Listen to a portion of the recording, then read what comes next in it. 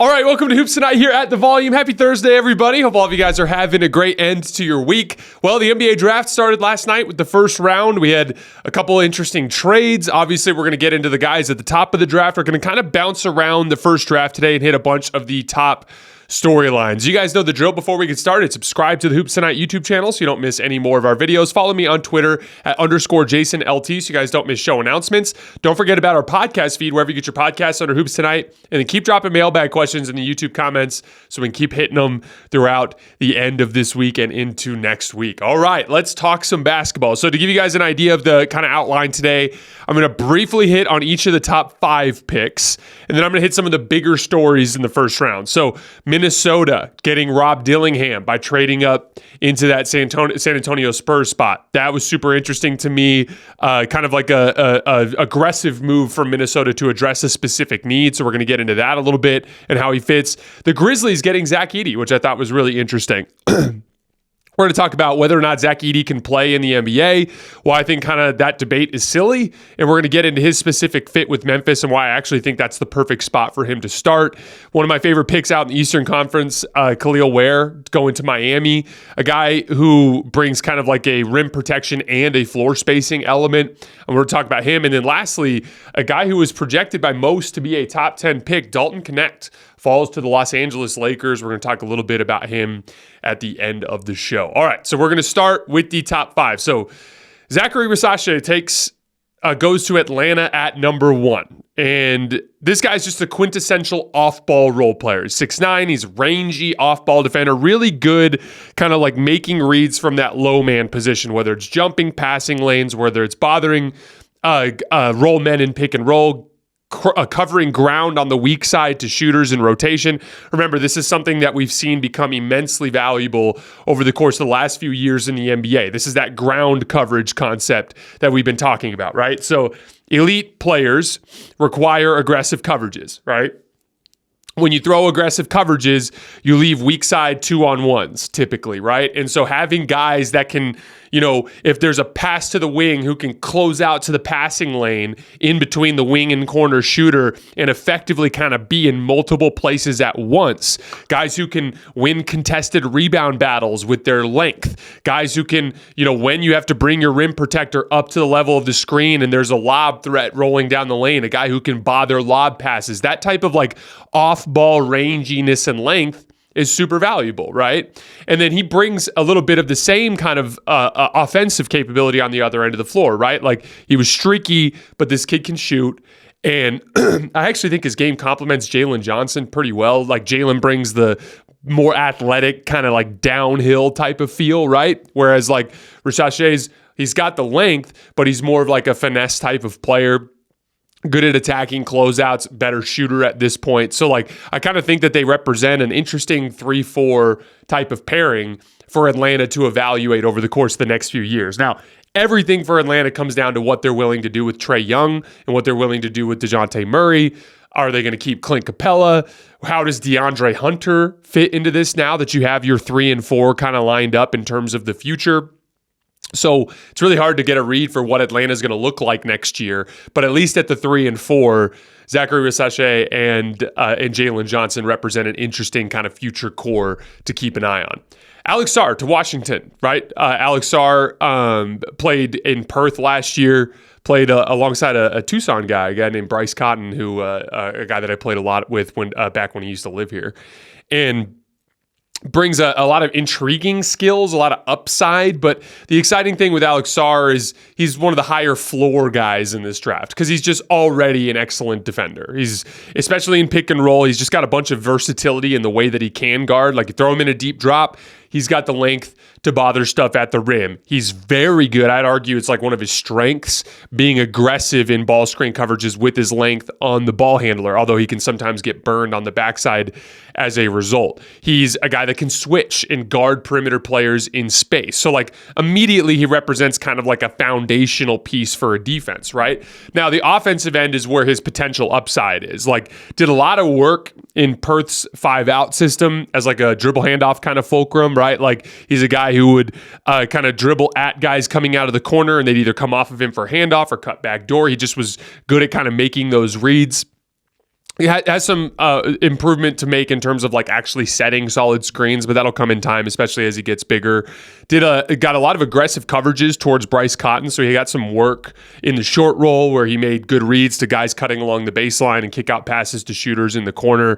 I think that he just kind of has the potential to be that type of 5-out big that we talk so much about on this show, where I think the future of NBA offense is heading anyway. So it's a high floor pick. A guy that has a lot of offensive upside that may or may not be realized. Really just comes down to how well his jump shot develops over the years, right? But I like it as like a good ball screen fulcrum to pair with Jordan Poole and a defensive foundation. You can get a better look at how Jordan Poole fits into your team's future looking forward. I like the pick. Alex Sarr to Washington. At 3, Reed Sheppard to the Rockets. Just a ready-made role player. He's one of the best shooting prospects in this draft, if not the best. He's really good at operating with an advantage. This is when Reed was at his like the most fun to watch, right? Like whether it was kind of in the open floor when things are chaotic, or whether he's attacking a closeout or kind of functioning in the offense when he has an advantage. He's just a really good ball handler and has a really good feel for like reading where defenders are leaning and hitting them with counter moves. And then he's just got all the footwork. Literally looks like he's the kind of guy that you'd see in like a skill development video. Like he can take off left, right. He could take off right, left. He could take off the hop. Like he can do all of these different footwork things to get different kind of releases from different angles as a shot maker. And so he'll immediately be a really good connective piece for Houston. He just is going to be a guy that kind of makes things work better offensively, especially on a team like Houston that has a lot of raw talent.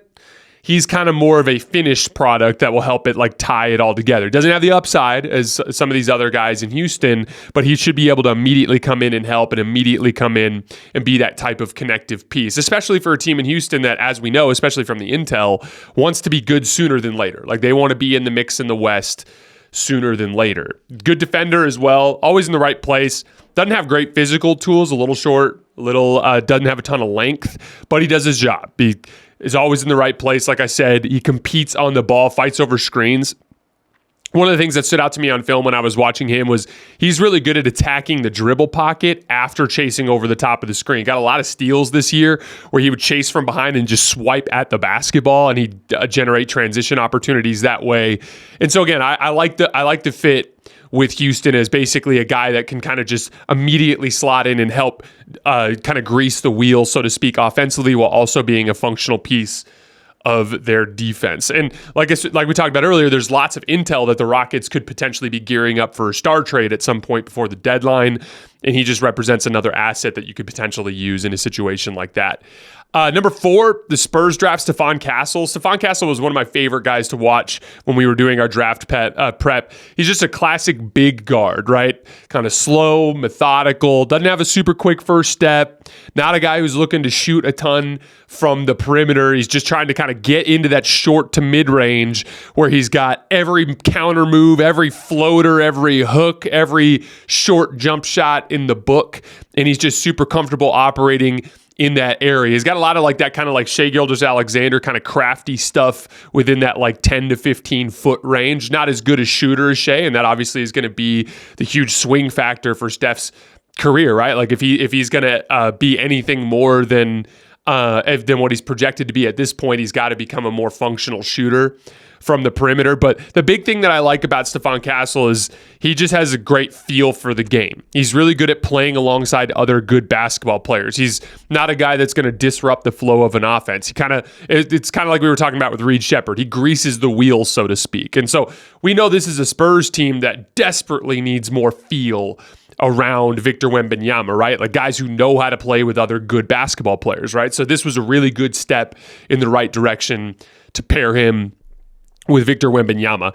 Number 5, our last pick in the top 5, Ron Holland going to the Detroit Pistons. Kind of another high motor athletic wing with a lot of upside that hasn't really come together in terms of his skill development. So you're betting in the long run that you pair him with Ausar Thompson and you basically just have these layers of wing athleticism to complement Cade Cunningham on the margins, right? And this is just kind of the direction we're seeing the game going. We've seen multiple different types of teams win recently, right? Like Boston wins with all of this wing talent and driving and kicking. Denver wins with this like interior frontline presence and over-the-top shot making with Jamal Murray. And Golden State wins with 5-out motion and the best pull-up shooting guard in the history of basketball, right? So like they're all very different types of teams.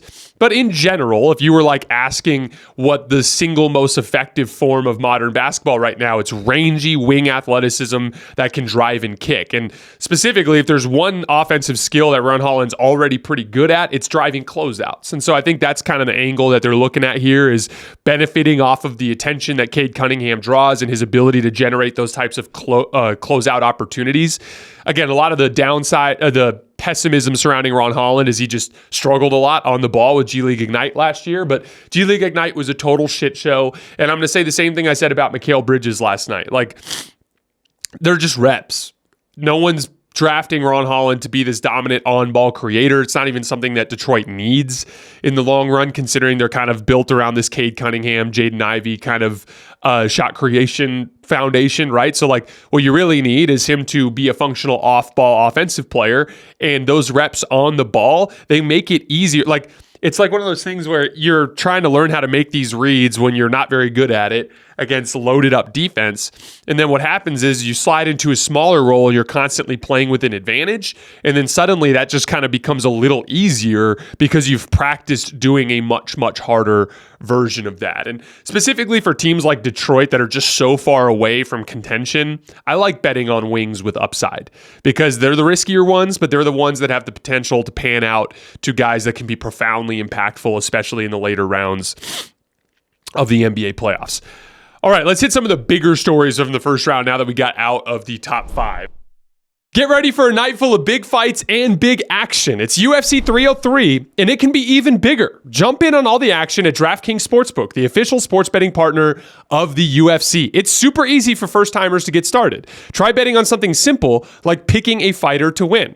Go to the DraftKings Sportsbook app, select your fighter, and place your first bet. It's that simple. The light heavyweight title is on the line in the main event, but there are so many more amazing matchups happening in Vegas. And speaking of amazing, if you're new to DraftKings, listen up.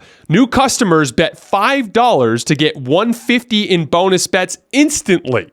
Download the DraftKings Sportsbook app now and use code HOOPS. That's HOOPS. That's code HOOPS for new customers to get $150 in bonus bets when you bet just $5. Get that big fight feel. Only on DraftKings. DraftKings, the crown is yours. One other pick I wanted to shout out before we get into some of the bigger stories was Kel'el Ware going to the Miami Heat. I really like this pick on a bunch of different levels. First of all, like this concept of like layering layers of athleticism on your front line.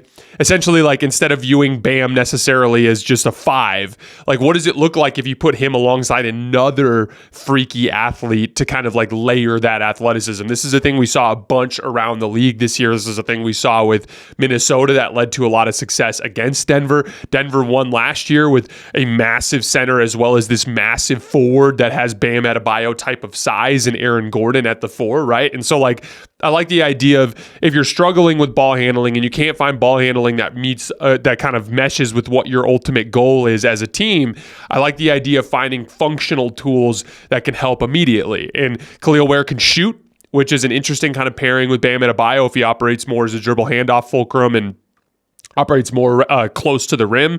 And then he brings just that height, athleticism, vertical spacing piece. And so I just thought that was a really interesting fit for Miami. And one of the things too is like the rub on Kel'el Ware is he can struggle with physicality, right? Like he's just not a very tough type of big, right? And like give me that in Miami's system if over anywhere else in terms of a system that breeds toughness, that's going to get him in the weight room, that's going to have him in the peak version of himself physically, that's going to hold him accountable, that's going to give him tough love. I think like that's the kind of thing, like a lot of times you have to find a way to drive that toughness out of them and kind of like kind of get them to fight where they can struggle to fight sometimes. And so I kind of like the culture of Miami as a foundation to help Kel'el Ware get going. And once again, like that's just kind of, it's an upside pick in the sense that if you're dreaming about what the modern NBA center looks like, it's the ability to stretch the floor, shot over 40% from 3 last year, albeit on really low volume. It's the ability to stretch the floor and the ability to protect the rim with a real vertical presence on the other end of the floor. But it also brings that vertical spacing on the offensive end. So I like that pick for Miami. So the three biggest stories that I thought were interesting in terms of interesting aggressive moves, it had to do with all three of them kind of had to do with bizarre circumstances, right? So the Timberwolves get Rob Dillingham. We're going to talk about that. Just had to do with the trading up, right? This is a team that was in the conference finals last year that managed to get a top 10 pick via giving future draft compensation. Then we have Zach Edey going to Memphis. This is a pick that was available to Memphis because of the fact that they had this really bad season, because Ja Morant was out, because Marcus Smart was hurt so much. So we have a really good team that drafted towards the top, a really good team that traded towards the top, and then Dalton Knecht, a top 10 prospect by most of the people that I trust covering the draft. Dalton Knecht was one of the top 10 prospects, falls all the way to 17 to the Los Angeles Lakers. So those are the three kind of bigger picture storylines that we're going to hit here in the next couple of minutes. So let's start with the Timberwolves getting Rob Dillingham.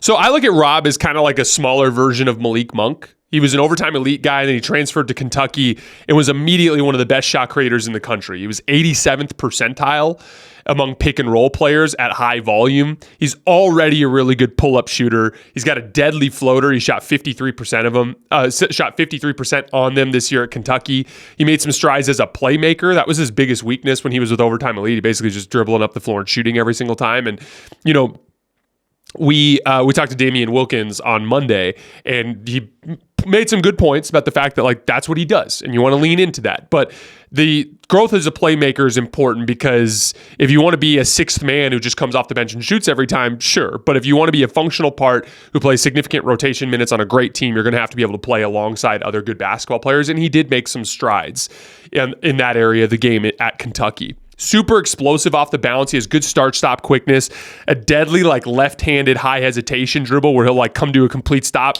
and then shoot out of a cannon. Can really beat people off the dribble. But the big thing that's exciting to me as far as the fit with Minnesota, he is a straight-up deadly off-ball shooter. He shot 50% field goal percentage on unguarded jump shots this year. That came out to 1.48 points per shot. 48% overall field goal percentage on catch-and-shoot jump shots, regardless of whether or not they were guarded. He was a 97th percentile spot-up player. He got 1.3 points per possession. Those are Michael Porter Jr. type of numbers, right? So the biggest weakness with Rob is that he's small, right? And that can obviously cause some issues for him defensively, but he does play hard and he does compete. He's got a good motor. So Minnesota makes a ton of sense for me in terms of a fit for Rob, because if you had to construct a team that would allow him to have an achievable defensive role, it would be on a team like this that has multiple elite perimeter defenders and an elite rim protector. Because what that means is Rob is most likely going to be on a movement shooter, like any sort of on-ball dribble creator. You're going to put Ant on. You're going to put Jaden McDaniels on, right? You're going to ask Rob Dillingham to guard a shooter who's either operating on the weak side or maybe occasionally coming off of some screening actions. That's an achievable role for him, right? And then he's going to be attacked in some ball screen situations where they bring his man up into the screen, but he's quick enough to throw a hedge and recover. Again, that was the thing. What caused issues for Luka in the finals was he's not fast enough to hedge and recover, so he basically has no choice but to guard, and he can't guard. And so it became an issue as Boston continued to get dribble penetration on him. When it comes to weak defenders, you just have to have the ability to do something in terms of the game plan. And as long as he can chase shooters around, and as long as he can functionally hedge and recover to protect himself from getting attacked in switches, I think it can work. Not to mention, in terms of in his lock and trail situations, he's going to be in a pretty good spot from the standpoint of having Rudy Gobert behind him and just the overall amount of length and athleticism behind him to kind of anchor him on that end of the floor. And again, he competes, and he competes, and he's got the quickness. Those are things that I think make it doable. Things I like. He's just an absolute flamethrower off-ball scorer. And after what we saw happen to Minnesota in the Dallas series, where Dallas just loads up the strong side and just any of those swing passes to Nickeil Alexander-Walker, Jaden McDaniels, or Kyle Anderson, or whoever, there just wasn't enough off-ball scoring pop to make Dallas pay for loading up the strong side, right? Especially with Rudy Gobert, who can really cause problems for the offense with his inability to catch and finish in traffic around the basket, right? So like Minnesota is uniquely set up to benefit from Rob Dillingham's strengths while also covering for Rob Dillingham's weaknesses. And then in addition to that, he fits a positional need. Mike Conley's 36 years old. He's going to start this year. He's going to be their primary guy in that position, but he can help Rob as a mentor. If Conley has to sit out games, he can slide into that role. And over time, if he shows the ability to compete defensively and shows that his scoring, his flamethrower scoring can help in that backcourt, that could be his spot to take. My one concern, he's not a natural playmaker. He's getting better at it, but it's not a natural thing for him. And I don't love the idea of having your backcourt be two ball handlers that both aren't great passers, right? Like, Ant's getting better, but that's not his natural strength either. And I would argue that overall ball movement in that five-man grouping for Minnesota is one of their biggest weaknesses offensively, right? That's how you beat teams that load up the strong side. We talked about this a lot yesterday when we were kind of breaking down some of the five-out stuff. Like, you need to get the ball side to side. Imagine it like this. If you have the three-point line and everyone's loaded up on the strong side, you need to get the ball to the other side so that defense has to shift. And with multiple side-to-side shifts, that's where you can find cracks in the defense that you can take advantage of. And you're just not going to get those opportunities unless you have a certain amount of playmaking on the floor. So that's my one concern. But that's another thing that, like, if Rob can get better at it in the long run, especially under Mike Conley's tutelage, it makes a lot of sense. And I do like the off-ball scoring piece, and Ant's development as a playmaker will help a lot in that regard as well. Okay, the Grizzlies and Zach Edey. I want to look at this from two angles first. I want to talk about Zach Edey kind of in a vacuum as an NBA player, and then we'll talk about his fit in Memphis. Can Zach Edey play in the NBA? That's the big debate that everyone's been talking about over the last few weeks. And it's a lot of like radical, like he's going to be awesome or he's not going to be able to play at all. And to me, the answer is really simple. He'll certainly be able to play in some matchups. When he can run drop coverage on defense, meaning against teams that can't really force him to guard in space and teams that can't run him off the floor in transition, when he's in those situations, he won't just be playable, he'll be good because he's huge. And he's a smart basketball player who knows how to use his size. On offense, he'll set great screens and he'll roll into the lane for deep seals and buckets around the rim. And on defense, he's going to protect the paint and clean up the defensive glass. He is a functional big man when he's able to be close to the rim and when he can't be capitalized on in space, right? But he's definitely going to struggle against the pace and space type of teams that can run him up and down the floor and force him to guard on the perimeter. But this is something that Memphis is set up to deal with. Memphis can function as a team with Jaren Jackson at the 5 and with Jaren Jackson at the 4, right? Especially with the rise of GG Jackson, who I really like as a forward that can shoot the ball that you put next to Jaren Jackson in their smaller looks. You can actually see it all work together, right? Like, here's Memphis in a matchup against Minnesota, a team that you can load up the strong side against, and you're not as worried about Rudy Gobert forcing Edey to guard in space, or Minnesota like just kind of running up and down the floor in transition, right? Like in those situations, you go big. It's Edey at the 5. It's Jaren Jackson at the 4, operating as the low man. You can allow Edey to be aggressive on the ball handler and use his length to kind of swarm there. Jaren Jackson's running that back line. You have GG Jackson as another layer of athleticism on the wing, or maybe you can go smaller with that group and have Smart, Bane, and Ja Morant out there. But if you're playing against the Golden State Warriors or the Indiana Pacers, a team that's really going to like force Edey to cover a ton of ground and really kind of expose some of his quickness issues, that's where it might make more sense to take him out of the lineup, go with Jaren Jackson at the 5, GG Jackson at the 4 with Smart, Bane, and Ja Morant, right? Like the idea here is like Edey is only going to be functional in the NBA in certain types of situations, but those specific types of situations are the only situations that Memphis is really looking at to use Edey anyway. And so the fit makes a ton of sense. When Memphis can load up the strong side and keep Edey by the rim,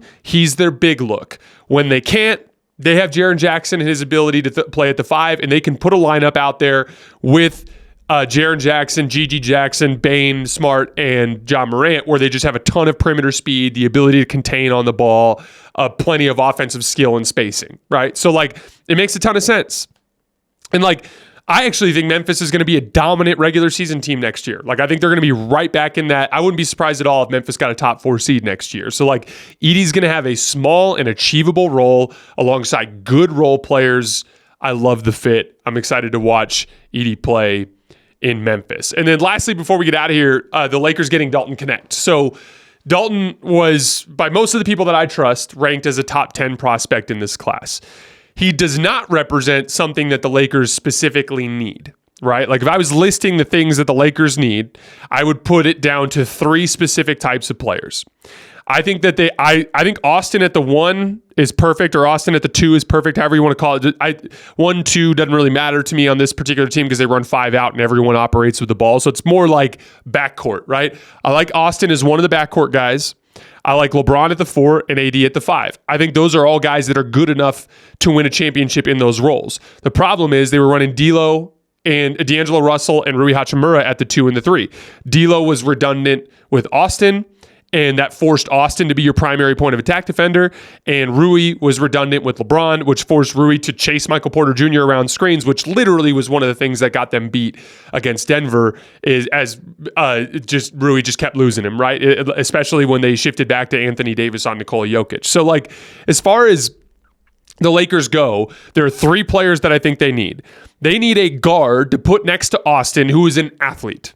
A guard who can beat people off the dribble and guard on the perimeter. It needs to be a starting caliber, 2-way athletic guard, right? At the 3, they need a guy who is the opposite of LeBron. Instead of a big bruising forward that functions more as a low man, they need a slender, more athletic forward that is quick and can work on the perimeter, that can guard people over the top of screens, guard rangy, athletic scoring wings. They need athletes at the 2 and 3 that actually function in those positions. And then lastly, they need a 5 that will allow them to function defensively when Anthony Davis is off the floor. They got very lucky this season with Anthony Davis staying healthy, but chances are he's going to miss 15 to 20 games this year. And if you're going to contend in those situations, you got to have a better center. So they need 3 players. They need a athlete 2 that can play both ends, an athlete 3 that can play both ends, 2 starting caliber players.